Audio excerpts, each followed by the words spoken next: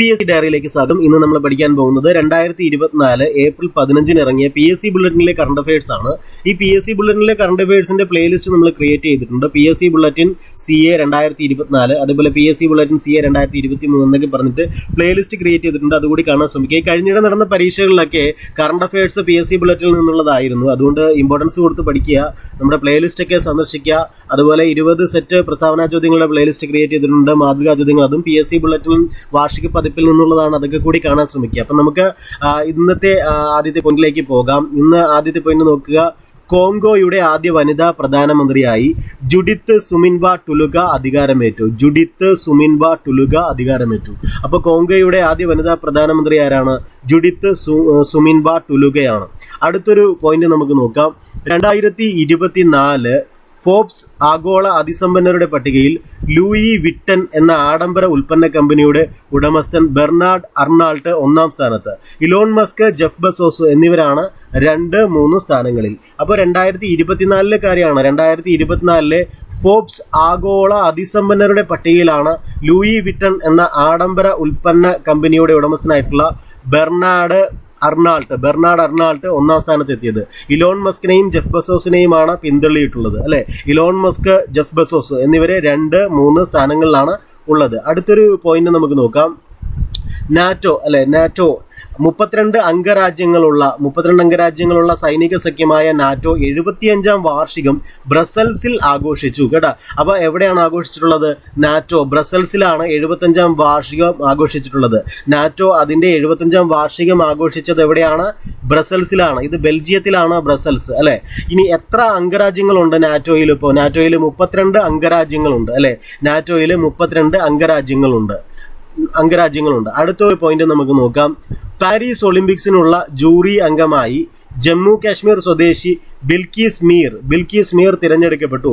Olympics jury ആകുന്ന ആദ്യ Indian വനിതയാണ് ഇവർ അല്ലെ. അപ്പൊ എന്താണ്? പാരീസ് ഒളിമ്പിക്സിനുള്ള ജൂറി അംഗമായി ജമ്മു കാശ്മീർ സ്വദേശിയായിട്ടുള്ള ബിൽക്കീസ് മീറിനെ തിരഞ്ഞെടുത്തിട്ടുണ്ട്. ഒളിമ്പിക്സ് ജൂറി ആകുന്ന ആദ്യ ഇന്ത്യൻ വനിതയാണ് ഇവർ. അടുത്തൊരു പോയിന്റ് നമുക്ക് നോക്കാം.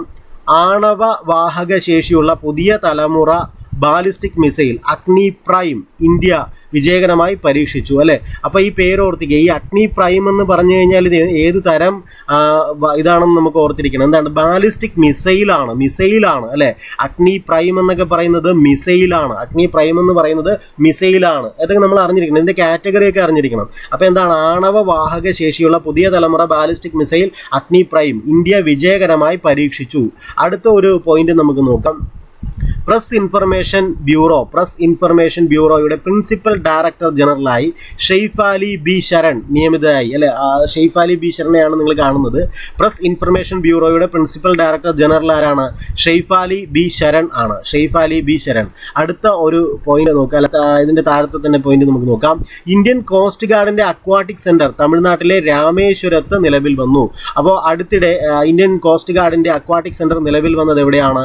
തമിഴ്നാട്ടിലെ രാമേശ്വരത്ത്. ഇന്ത്യൻ കോസ്റ്റ് ഗാർഡിന്റെ അക്വാട്ടിക് സെന്റർ തമിഴ്നാട്ടിൽ എവിടെയാണ് നിലവിൽ വന്നത്? രാമേശ്വരത്ത്. അർഹരായ മുഴുവൻ വിദ്യാർത്ഥികളെയും വോട്ടർ പട്ടികയിൽ ചേർത്ത രാജ്യത്തെ ആദ്യ ജില്ലയാണ് കണ്ണൂർ എന്ന് പറയുന്നത് അല്ലെ.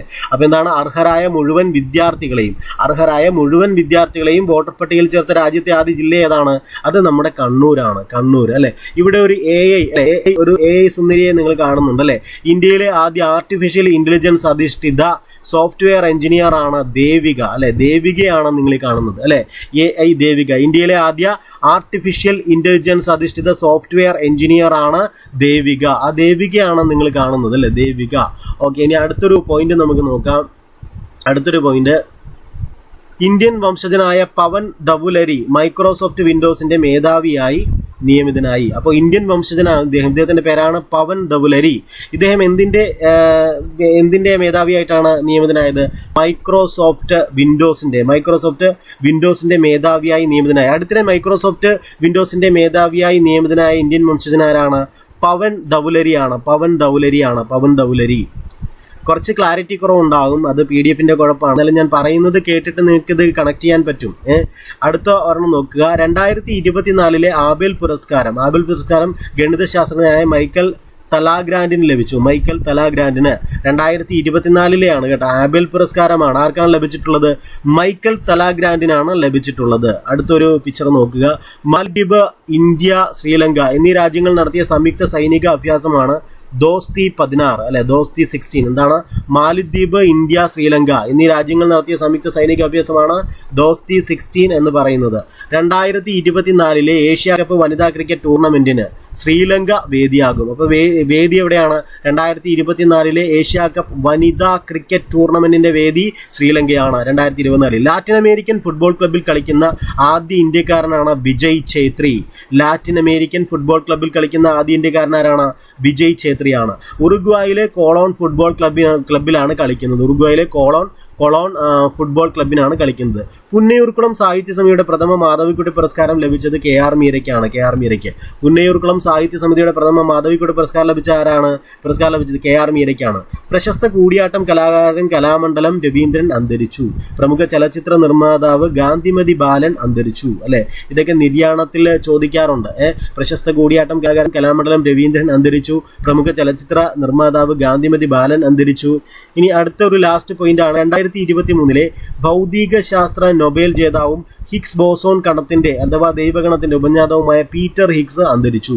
2013 ഭൗതിക ശാസ്ത്ര നൊബേൽ ജേതാവും ഹിഗ്സ് ബോസോൺ കണത്തിന്റെ ദൈവഗണം എന്നറിയപ്പെടുന്ന ഉപജ്ഞാതാവുമായ പീറ്റർ ഹിഗ്സ് അന്തരിച്ചു. അപ്പോൾ ഇത്രയുമാണ് 2024 ഏപ്രിൽ 15 ഇറങ്ങിയ കറണ്ട് അഫയേഴ്സിൽ നമുക്ക് പഠിക്കാനുള്ളത്. നിങ്ങൾ കൃത്യമായിട്ട് പഠിക്കുക, പ്രയോജനപ്പെടുത്തുക. All the best. Thank you.